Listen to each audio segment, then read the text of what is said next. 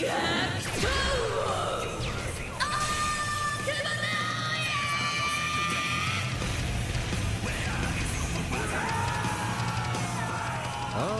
everyone. あなたの直哉大久保が来ましたOkubo is one of the most overhyped characters in Kengan Ashura, but he's also one of the most dangerous and best fighters for the exact same reason. Now, what I mean by him being overhyped is that before he even stepped foot into the ring, he was already being glazed to no end by everyone. Oma, Kazu, Ryan. His aura even reached Kuroki, like, bro. And the story did a phenomenal job at it because he was really out here talking that shit. He thought he was Timothy Hemsworth before the fight even happened. And let me just say, okay, this doesn't mean that Okubo is overrated. Like I said, he's just overhyped within the story. I think he's hyped properly when it comes to like readers reading the story, but within the story itself, bro, this man was gassed to no end. I only feel like he lived up to 70% of the hype that he received. Now, what I learned while making this video is that Okubo suffers from success. You see, because he fights using MMA, which is a clusterfuck of different martial arts, he doesn't specialize in any one thing.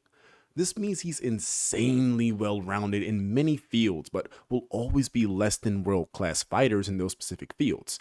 Think of it like he has all his stats upwards to about like 90s, 85s, 95s all across the board, but he'll never reach that 100. He's one hell of a striker, but he'll never strike as fast as Kowlon. He's one hell of a grappler, but he'll never be on the same par, get into the zone, auto zone like Cosmo. And he might be up there with Seki when it comes to wrestling, but he'll never have the same charm. You'll never have the same finesse. You'll never be him because my boy Seki is Timothy Hemsworth himself, okay? That is my GOAT, and no one can take that away from me.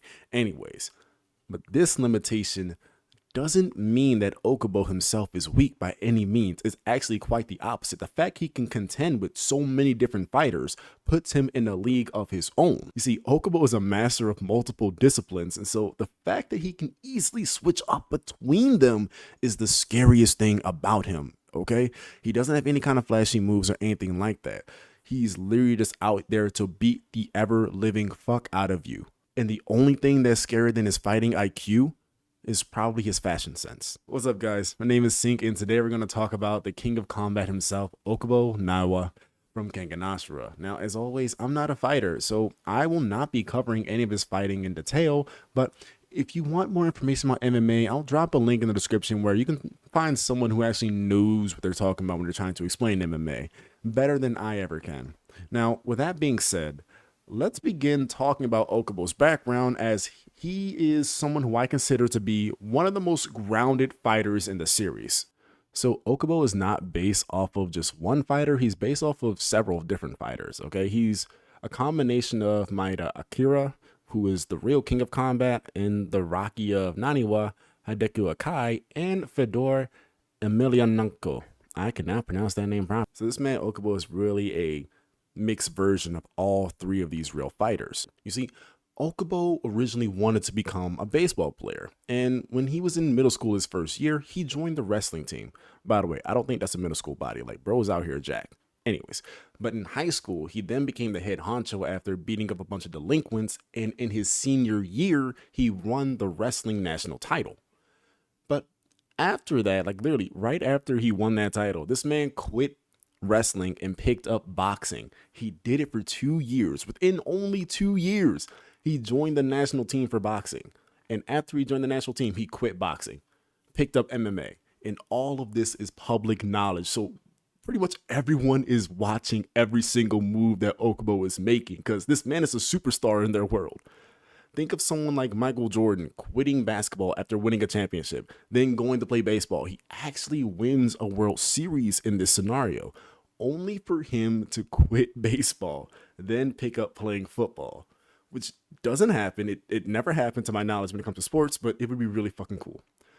But the thing with Okubo is that despite him going into all of these different disciplines, he never skipped a day of practice for any of them. He never stopped practicing wrestling once he picked up boxing. He never stopped practicing boxing when he picked up MMA because he realized the importance of these techniques and how they play a role in just combat sports. See, Okubo is the king of combat. He's not out here trying to beat the lions and tigers, the bears, the hippos, the everything. Like, this man Okubo just wants to defeat humans. And he is on a seek and destroy mission because he is just that good at combat. He is literally the king of combat. But that fits him perfectly. But outside of him being such a very intelligent, very experienced fighter, his personality is the most goofiest shit I ever seen in this series, bro. I fucking love Okubo's personality, man. Okay, let me talk about this for a second. Now, Okubo is an absolute goofy dude. Like, he is the perfect friend in the entire series. I currently work at a gym, and I always tell myself, if I was the first person that I see at the gym, who would I want to be? Okubo. In the sense that when it comes to training and understanding the equipment, I am that guy, okay? I'm extremely intelligent. I know exactly what you need. I know exactly how to help you out. I know your form for everything. But at the same time, being very friendly and very welcoming. And this is why I love his relationship with Lehito, bro. Like, it's as if they're just two big, massive dudes who are just bros at the end of the day. Like when Ryan violated Lehito before his match with Mokichi, Okubo was there holding him back, said, nah, bro, it ain't worth it. Like, really, it's not worth it. You might get clapped. Him, Lehito, Himuro, and Kaneda, like, they have this group in this series called the Four Stooges, which is a play on the comedy team, the Three Stooges. And they're all seen together in these mini comics that bring to life just how goofy of a collection this, was it Quartet, how goofy this quartet really is. Like, it's just very, very funny to see them together interacting. I love it. And he does have a fear of needles. You can see this in this comic with Hanafusa, where this man's getting his blood drawn and this man's crying like a little baby. It's almost as if, you know, I ain't gonna blame him though, needles will scare. Now, if you didn't know already, the Kengan Ashura universe also takes place in the same universe as How Heavy Are the Dumbbells You Lift. A lot of characters are shown frequently throughout that series as little bit guest appearances. Okubo is definitely one of them because, like I said, this man is a star in his world. So if you see in chapter 84, Lunges, there's a YouTube video with a thumbnail saying, thank you, Okubo. And right above it, you see a YouTube video of Gaolon. And he also makes another appearance in chapter 107 where he's seen on a night show and he's getting roasted by a Jimmy Fallon with no face. This just shows that Okubo is not just a meathead who just wants to focus on fighting people. Like, no, this man actually has a life outside of fighting, and it's a very funny life. Now let's go into his fighting style, okay? You know, like I told you guys before, I'm not a fighter, so I'm only gonna gloss over MMA and what it really entails, but as always, I'm gonna stay in my lane when it comes to talking about people's fighting style. I've actually strength trained a few MMA fighters in my early years as a personal trainer, and if there's one thing I know for sure, it's that they were the only clients to walk in with a bruised face and be calm about lifting the next day. Like, I'm actually freaking jealous of them. Now, when Okubo fights using his MMA style, it's a combination of blows, throws, grapples, locks. Like, what makes it unique to Okubo is that he cycles through all of these techniques, never letting his opponent get time to counter. This way, even if someone is statistically better than him, then he can still beat them by countering them out like a game of rock, paper, scissors. The only thing about Okubo and his fighting style is that he does prefer using grappling more than anything because it's something that you genuinely have to try at. Like, there's no real luck in grappling. Everything you do when it comes to it is because of the effort you put into it. Anyways, if you want more information on MMA, of course, you can go check the link in the description. But with that being said, let's go ahead and talk about Okubo during the Annihilation tournament. So before the Annihilation tournament, much like Gaolong, Okubo is a public figure for his fighting capacity. So going into the tournament representing Muji TV, he had no official Kengan matches and all of his matches were televised. So any fighter could really just watch film on him. And so this put him at a massive disadvantage to compare to other fighters who's only taken place in Kengan matches and underground tournaments. Now, when he does enter the Annihilation tournament, Muji TV is not at all fazed by him entering the worst block and starting off against the Fang himself. In fact, they wanted him to go against Agito round one because they genuinely believed that he could beat him. Which is not wrong to believe because I ain't gonna lie, I was with them on that almost. I was with them. If it wasn't for the fact that Okubo is not the main character, I was with them on that. But with a fighter as famous as him being available, anyone would have wanted to be on his side. Though Okubo has a very weird sense when it comes to fighting. You see, in his character profile, he's written to be one of the strongest of the Four Stooges, out of Kaneda, Himuro, and Lehito included. but a fight between them would depend on their condition and strategy. So this means that somehow, some way, in some magical universe, Okubo manages to lose to Kengan Ashura Tournament Lahito, and that's a reality I refuse to believe can exist. I refuse to believe that can actually exist. I'm not trying to downplay Lahito, but I actually am. I'm sorry. I really can't see that happening. If you're talking about the one that from Omega, I can see it happening, but no. Anyways, during his match, he's out here always throwing jokes at people, but they all have a bit of nuance to them, letting you know that there's some truth behind it. Like when he called Agito the final boss as if it was a video game, he was right. Like this man Agito was the final boss. He was the big booty of Metsudo, and it's also funny because it showed us just how out of touch Agito is with the outside world, especially given his background. That makes perfect sense. But since I'm already starting off about it, let's talk about his fight with Agito. Now, his match was without a doubt one of the best in the series, even though it was in the beginning portion. Now, even though Okubo was outmatched in terms of stats, it was like an endless game of rock, paper, scissors where this man Okubo was dominating for like a short period of time. And this man Agito could not keep up with them. Like, bro even got kicked in his head by like a soccer ball. And it was working.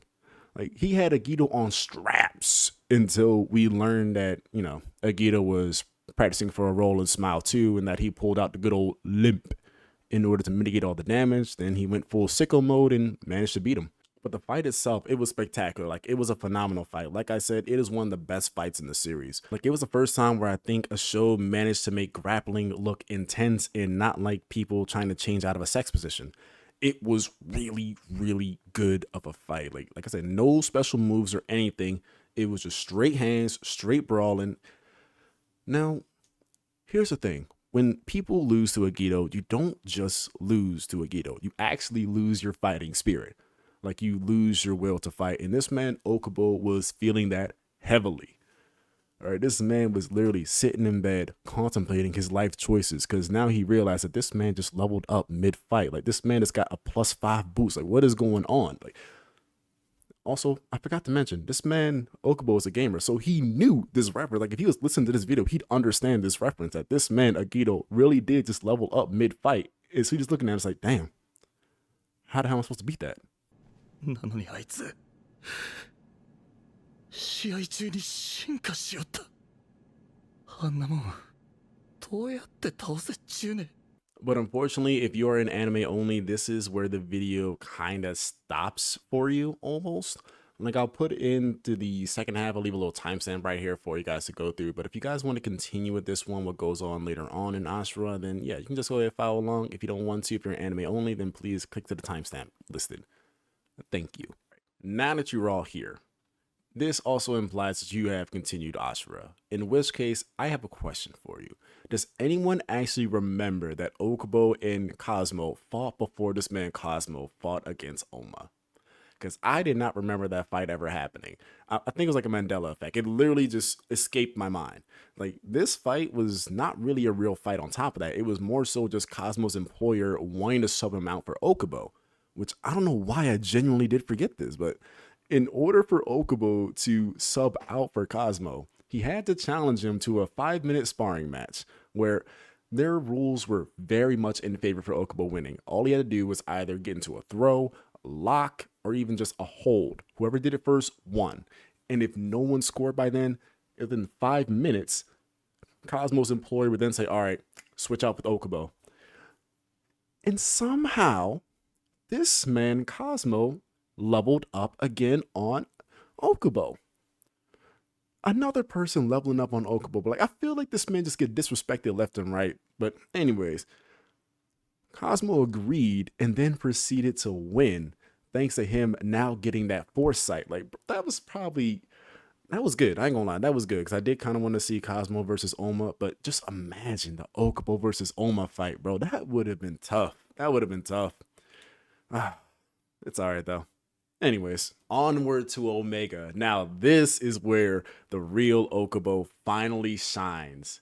Is exactly what we all thought when he was going against Tarashi. That Tarashi versus Okubo fight. I ain't even gonna lie, this man Okubo probably could have won with base power. He didn't have to do anything different with his kit or abilities. Like, I'm pretty certain that Annihilation tournament Okubo could have won this fight as well. Tarashi was without a doubt the weakest of Purgatory's fighters, and that's probably because he wasn't even a fighter. All he had on Okubo was a height advantage in the Emperor's Eye, which he didn't even know how to use properly.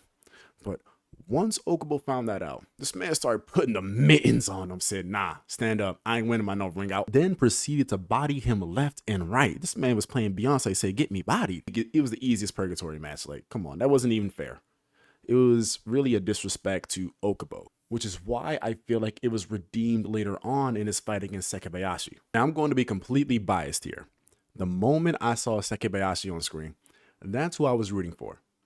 I'm not going to take that back, okay? I understand that this entirely served the purpose of, giving Koga a pep talk, but really, if it came from Okubo, it'd just be a meme. So Seki winning and giving the speech, it just felt legit. It just felt right, But the fight itself was pretty damn good, okay? Okubo got into a sleeper hold, Seki breaking out of it through brute force, Okubo following up with a triangle hold, only for this man Sekibayashi to give him not just one, but 2 power bombs. Bro, I'm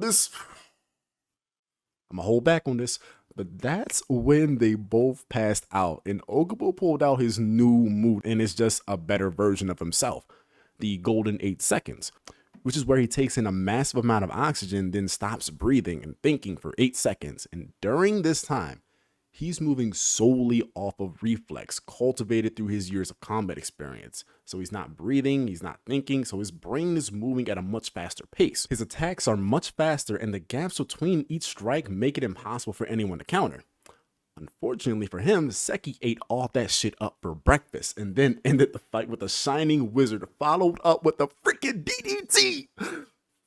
Which, if you don't know what any of these are, don't worry. When the Sekibayashi video comes, you'll know for sure. I'm sorry. Every time I look at this, I just get so hyped. It's like, bro, it's no way. Anyways, that's what happened up to this point with Okubo in Omega. Overall, though, Okubo proves his title as the king of combat. While he's not world-renowned for any one martial art, he's a master of several, making him an absolute threat to anyone. He's also one of the goofiest characters in the series, so you can't help but love him and want to root for him like if you're watching your best friend's basketball game. So yeah, he's gonna run his mouth, but at least he can back it up, alright? This man's not talking the talk, he's walking the walk. He made the path for you to walk on as well and follow him. And I think all the hype he gets from fans of the series is justified, but only in the context of the story do I feel like he could have done a little better, okay? I feel like he left a little bit more on the table, but that's just me. But in all seriousness, I cannot allow this fit to go by without any kind of justice, okay? This fit is absolutely diabolical, and I don't understand why you're doing this, my guy. You look like an absolute clown. I love it.